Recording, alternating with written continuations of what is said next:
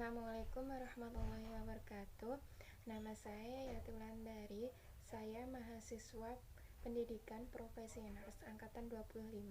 Di sini saya akan menjelaskan tentang aspek psikososial dalam keperawatan kritis. Di mana di sini untuk memenuhi tugas keperawatan gawat darurat. Baiklah, saya akan menjelaskan tentang psikososial aspek dari keperawatan kritis.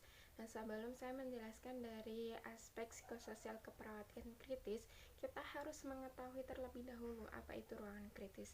Nah, ruangan kritis itu kata lain dari ruang ICU, di mana ruangan khusus untuk merawat pasien yang dalam keadaan kritis. Nah, ketika merawat pasien kritis, perawat dituntut untuk secara seimbang memenuhi kebutuhan fisik dan emosional dari dirinya, pasien, dan keluarga pasien. Nah, untuk mencapai keseimbangan ini, perawat harus mempunyai pengetahuan tentang bagaimana keperawatan kritis yang dialami memengaruhi kesehatan psikososial dari pasien maupun keluarga pasien dan petugas kesehatan. Nah, keadaan penyakit kritis sangat besar pengaruhnya terhadap kedinamisan dari rentang sehat sakit jiwa. Karena dalam keadaan mengalami penyakit kritis, seseorang mengalami stres yang sangat berat, di mana pasien mengalami kehilangan kesehatan, kehilangan kemandirian, kehilangan rasa nyaman, kehilangan rasa sakit akibat penyakit yang dideritanya. Semua keadaan tersebut bisa memperburuk status kesehatan mereka. Sebagai seorang perawat kritis, perawat harus mampu mengatasi bagaimana masalah kesehatan pasien, termasuk masalah psikososialnya. Perawat tidak boleh hanya berfokus pada masalah fisik yang dialami pasien.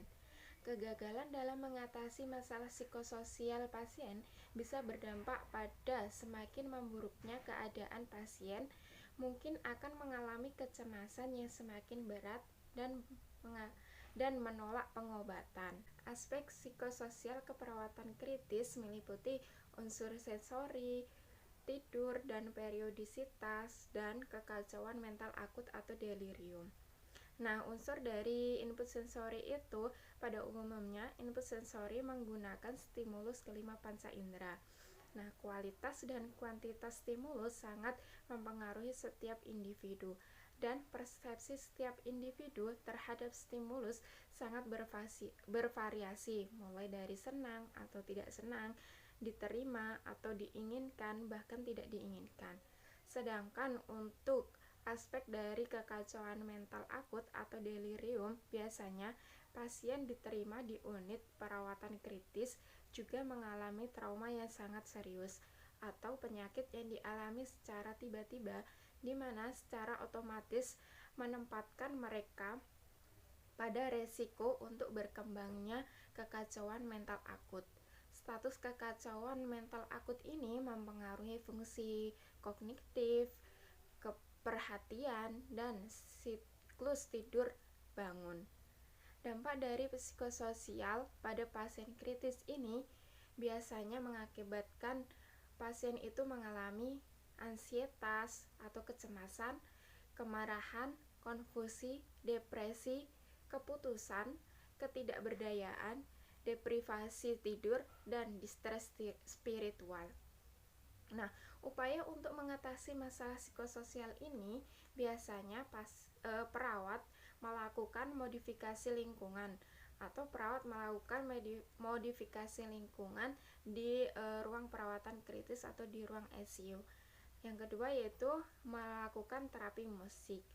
Yang ketiga, dukungan keluarga. Nah, dukungan keluarga di sini sangat penting untuk pasien agar status mental pasien itu tidak down dan tidak pasien akan cepat sembuh. Dan yang terakhir yaitu komunikasi terapeutik. Jadi di sini perawat harus menggunakan komunikasi terapeutik yang baik sehingga pasien bisa menerima perawatan dari perawat tersebut. Baiklah, kesimpulan dari psikososial aspek dari keperawatan kritis itu, pasien yang dirawat di ruang ICU adalah pasien yang sedang mengalami keadaan kritis. Nah, keadaan kritis itu sendiri merupakan suatu keadaan penyakit kritis yang mana pasien sangat beresiko untuk meninggal dunia.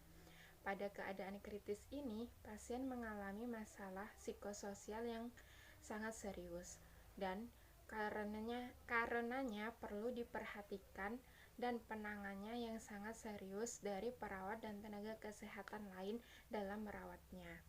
Nah, dalam memberikan asuhan keperawatan pada pasien kritis, perawat harus menunjukkan sikap profesional dan tulus serta dengan pendekatan yang baik dan komunikasi yang efektif pada pasien.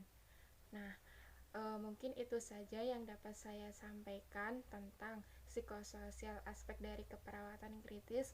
Kurang lebihnya saya mohon maaf. Wassalamualaikum warahmatullahi wabarakatuh.